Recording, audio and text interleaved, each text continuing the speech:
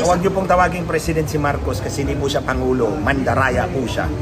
Ang dapat humarap talaga sa lahat ng ito, si Bongbong Marcos. Or better yet, iharap mo ang asawa mo kasi yan ang nagdidikta sa'yo. Yung asawa mong butod. Huwag niyo pong tawaging President si Marcos kasi hindi po siya Pangulo. Mandaraya po siya. I have been consistent about that. I do not call Marcos President, Mr. Marcos Jr. That's all he deserves. But hindi ko tatawagin Pangulo yan kasi mandaraya yan. And I stand by my accusations. Nakita ko nga naman itong mukha nitong si Congressman Rick. May pananagutan nga daw ba si Congressman Leviste dahil sa kanyang pagkakakuha ng mga files na may kaugnayan sa malawakang nakawan sa flood control mula kay Yusek Cabral.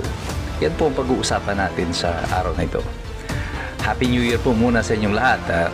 Hindi nga po sana muna ako gagawa ng video at alam kong busy pa tayong lahat, kapapalit lang ng taon at marami pa tayong ginagawa. Pero pagbukas ko kanina ng Facebook, nakita ko na naman itong mukha nitong si Congressman Rigon. At ngayon naman ang tinatarget nila ay si Congressman Leviste, nasasampahan daw sa Ethics Committee na isa pang reklamo at tila ang kanilang gagawin kay Congressman Leviste ay kagaya ng ginawa nila kay Congressman Kiko Barzaga. Well, inaasahan na natin yan. Pero tignan natin mabuti at busisiin natin ang kanilang mga argumento. Bakit nila sasampahan ng reklamo sa Ethics Committee si Congressman Leviste? Sinasabi nila may pananagutan daw si Congressman Leviste sa kanyang pagkakakuha ng mga dokumento kay Yusek Cabral. Busisiin natin mabuti ang batas tungkol dito. Sa ilalim ng Konstitusyon, sa 1987 Constitution, Article 3, Section 7, sinasabi po dito na ang tao, ang lahat ng mamamayan ng Pilipinas ay may karapatan na magkaroon ng access sa official records ng ang government transactions. At yan po ay basic na karapatan. Kasama po iyan sa Bill of Rights, yung mga fundamental rights ng isang mamamayan ng Republika ng Pilipinas. Si Congressman Leviste ay hindi lang basta mamamayan, siya ay isa pang nakaupong congressman. At yung kanyang access to records therefore must be respected both as a congressman and both also as a citizen of the Republic.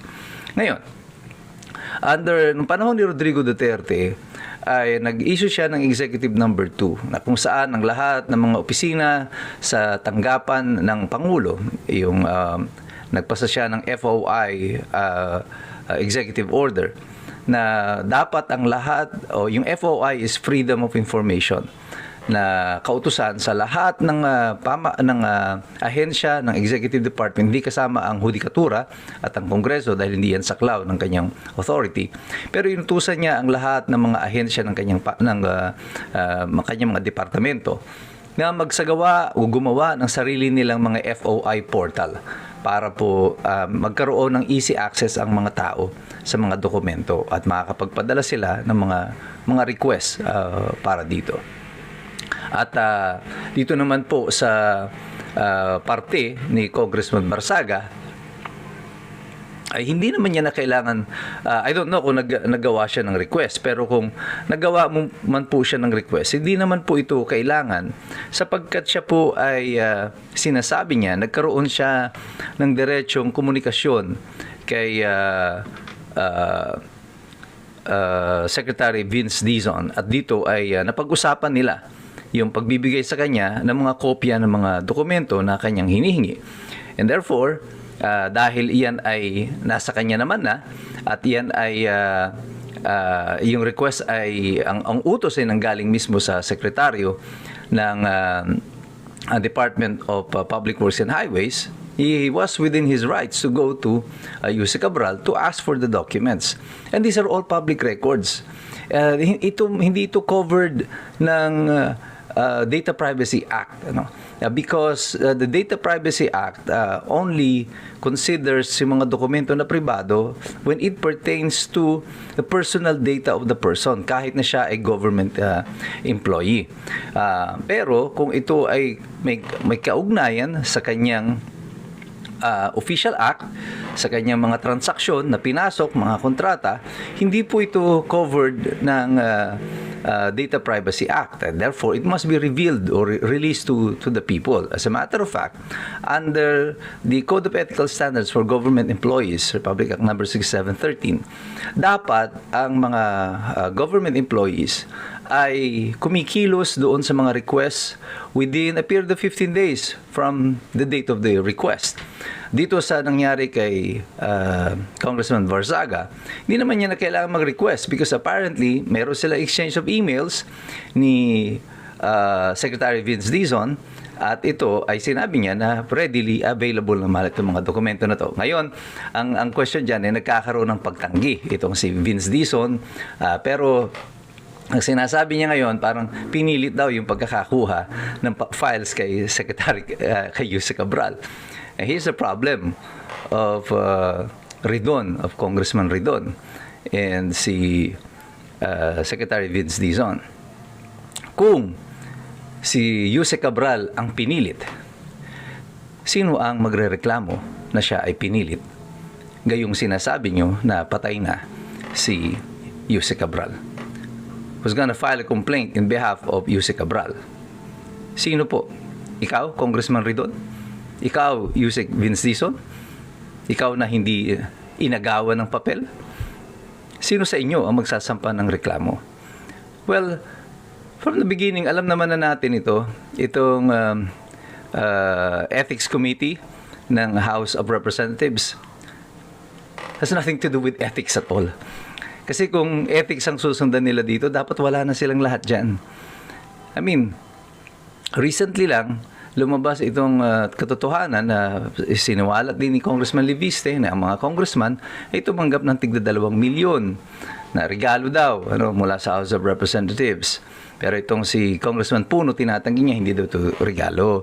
Ito daw po ay kasama sa mga requirements nila para sa Christmas party, mga Christmas bonuses, mga bibigay nila sa mga kapitan ng kanilang distrito. Goodness gracious. Obligasyon pa pala natin ngayon na magbigay sa mga congressman na ito ng pangpaparty nila, ng ipapamigay nila sa mga kapitan nila. Requirements daw ito for their Christmas requirements in this district. Kailan pa po naging requirement ng batas ang Christmas party? 2 milyong piso bawat isa sa inyo para sa inyong Christmas requirements, samantalang kaming mga ordinaryong Pilipino, pinipilit niyong kinukumbinsi na 500 piso ay sapat na sa amin para sa aming Noche Buena. Oh, come on. Asa ng ethics ninyo ngayon? Where is the Ethics Committee? Malinaw para sa mga taong bayan, Congressman Ridon, kung ano inyong ginagawa. This is not about accountability. This is about hiding the truth. This is about punishing those people who are doing good, kagaya ng ginawa ninyo kay Kiko Barsaga. Pero akala ninyo ay ganun katanga ang mga taong bayan na hindi naintindihan kung ano ang nangyayari. Matatalino na po ang mga tao ngayon. Gising na si Iskumbro. Hindi na kami papalakbak sa inyo sa lahat ng sinasabi nyo at ginagawa ninyo. Malinaw na ang ginagawa nito ng Ethics Committee has nothing to do with righteousness, has nothing to do with accountability. It is all something to do with politics. It has something to do with hiding the truth. Gusto niyong parusahan yung mga nagsasaliksik para wala nang sumubok pa uli na i-question kung ano ang ginagawa ninyo. Pero ang taong bayan, mulat na. At ang mga kilos nyo na yan, iyan ang isa sa mga dahilan kung bakit yung rating ng ating Pangulo na inyong pinuno ay bagsak na negative 3 na nga. At mukhang babagsak pa ng lalo sapagkat basang-basa na ng taong bayan kung ano ang ginagawa ninyo. Ang pinarurusahan ninyo, yung mga taong mga matutuwid. Ang nais ninyo na malagay sa alanganin at tanggalan ng katungkulan, alisin sa pwesto, ay yung mga taong nagiging sagabal sa patuloy na pagnanakaw sa ating pamahalaan. Sobrang kakapalan ng muka ng ating Kongreso. No? Sa gitna ng lahat ng mga kaguluhan ito sa flood control, nagawa nyo pang magsingit pa uli. Nasaan ngayon na ng mga portions ng budget ninyo sa budget uli? Nasaan ngayon ang katinuan? Nasaan ngayon ang ethics? Hindi nyo na kami maloloko sapagkat kami patuloy kaming nagmamasid, patuloy kaming nag-aaral kasi alam namin mahirap makialam ang taong walang alam. God bless you, God bless us all. Mabuhay ang Republika ng Pilipinas.